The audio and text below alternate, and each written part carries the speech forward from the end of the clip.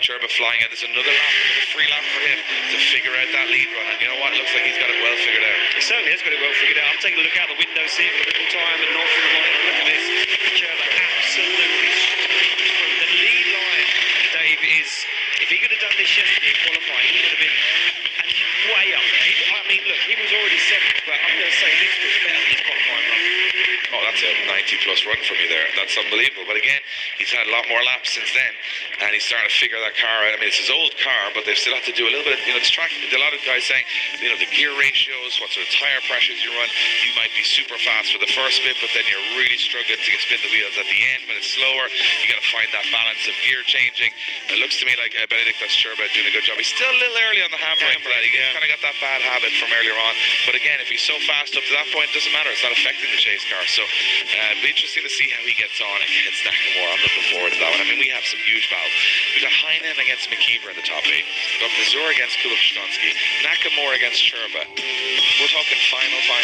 Here we are already. We're not even through with the top 16. And only 2 of those people were on the podium at the final round. There we go. We're making the decision official. It will be Benedict Cherba from Lithuania making the move into the Great 8.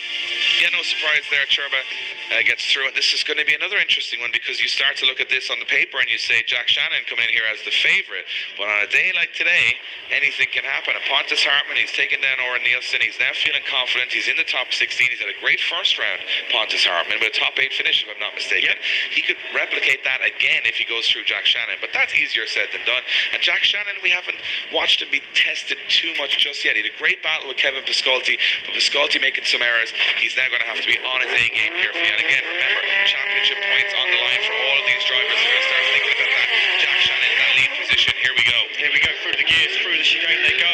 Jack Shanahan to lead out Pontus Hartmann. Pontus Hartmann goes off from the inside, looks for that inside line, tries to dive in and get a clear view down the side of that Toyota GTA6. But Shanahan's on a ripper as he goes right to the edge of the circuit, onto the handbrake, perfectly timed. Pontus Hartmann taking a clever chance here and staying on that qualifying line. Looks to regain some ground now as he shortcuts the outside zone, almost makes contact, goes for the dive in the final outside zone. And Shanahan lights up the tyres. Hartmann's with him across the line. Yeah, textbook Shanahan. And that's what that is. He's gone out there, he's put in a phenomenal run. He actually makes a little bit of an error for me, but he's so good that you wouldn't notice it because he actually handbrakes a little earlier to extend the zone.